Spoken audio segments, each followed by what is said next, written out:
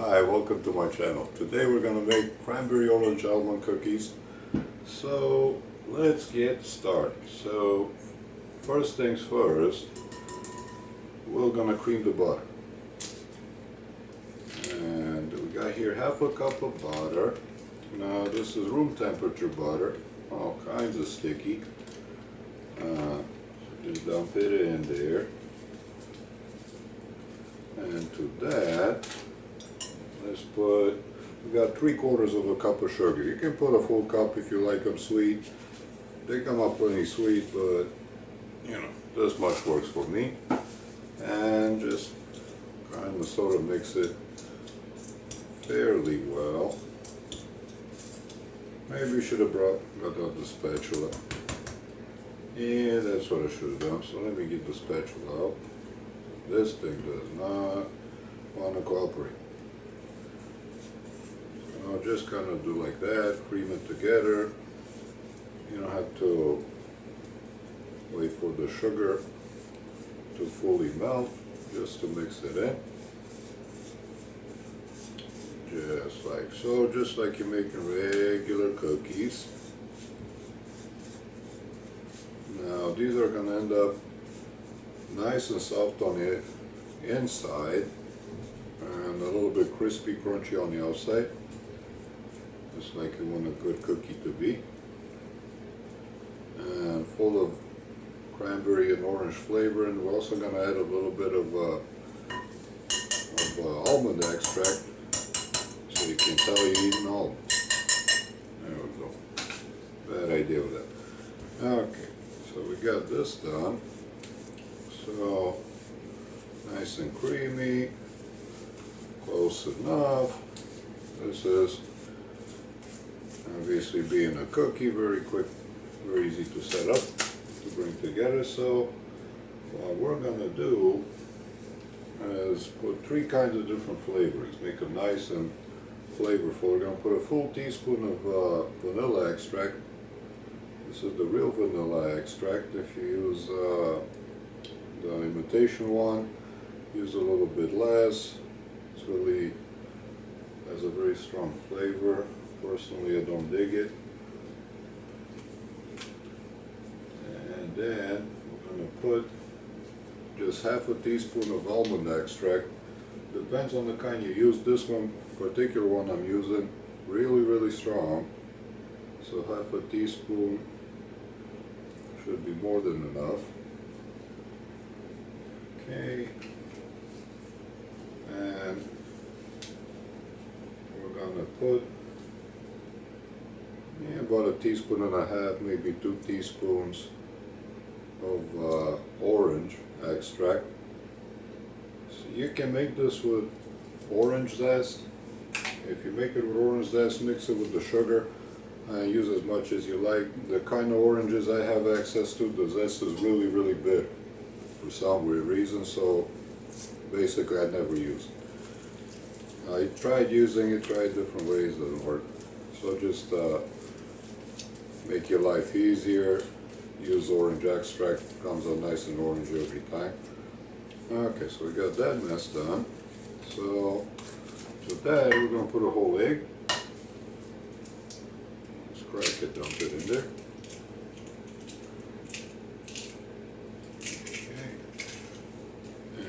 That well in it.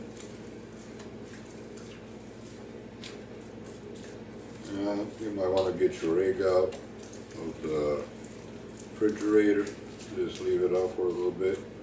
Get to room temperature so it doesn't chill your butter right off the bat. Just like that. And so now we're going to put our almond flour. So I got a full cup of almond flour and half a cup of regular all-purpose flour. If you want it gluten-free, just go all the way almond flour, 1.5 cups.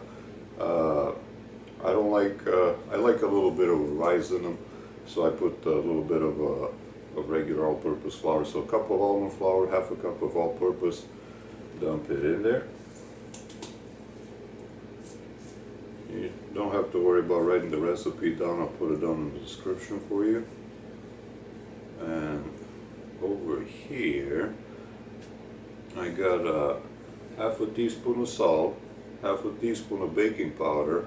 Don't bother using it if you're on them all gluten free and all. And then a full tablespoon of corn starch milk. What the cornstarch is gonna do is kind of sort of make sure they stay nice and creamy inside. It's coming together nice.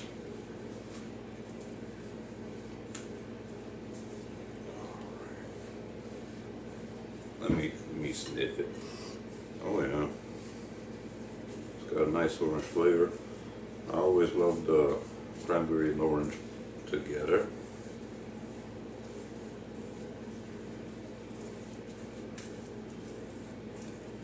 Okay, so the cranberry part, I got I think about a cup and a half of sweetened dried cranberries. If you use fresh cranberries, put your full cup of sugar in there because they're not sweet at all. But these work just fine. Dump them in there, mix it up. Looks like it's a ton of them, but the thing is going to rise up a little bit because of the baking powder and obviously the flour, the regular wheat flour in it. There you go. And you got your big glob of sticky mess in here. So that's basically about it for this. What do you do up to this point? Just ball them up. Divide them in however many cookies you fix them to make. I just eyeball them. Let's see. I'm gonna go for 6 big old cookies. And then I'm gonna kind of make balls of them. And what you want to do is stick them in the fridge for about 10 minutes. Let's see how good I am at making balls. Stick them in the fridge for about 10 minutes so the butter kind of solidifies again somewhat. Not for too long, you don't want it hard.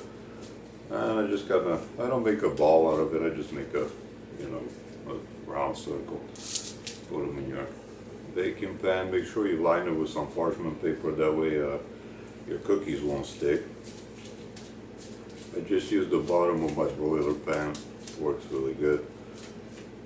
You can use whatever you got for a cookie sheet. What I'd like to do before I stick it in the fridge is get some, this is turbinado sugar.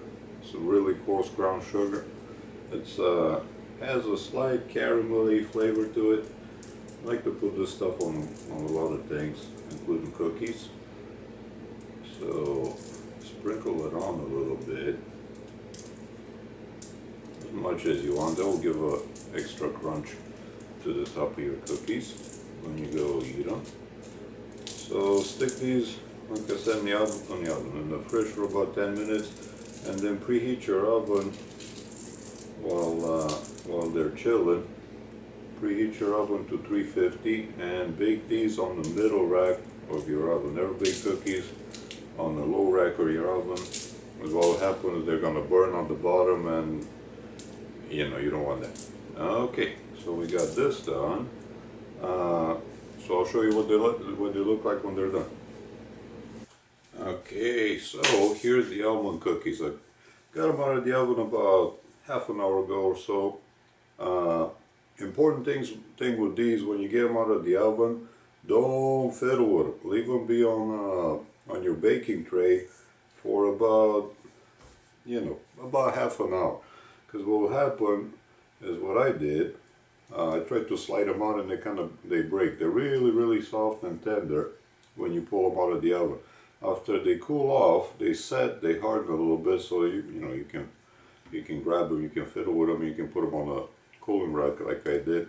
So see, that's the bottom of it. If you would have put them on the lower rack of your oven, this would have been burnt. So always bake them on the middle rack. They did take about 20 minutes, pretty much 20 minutes exactly. And you know, make a beautiful cookie. I mean, some you can eat, not just a little bite. These are great for breakfast. If you're in a hurry, just grab and go with your coffee in the morning. Hope you guys tried the recipe. Hope you like it. And please like and subscribe to my channel. And hopefully I'll see you guys again next week. Thank you much.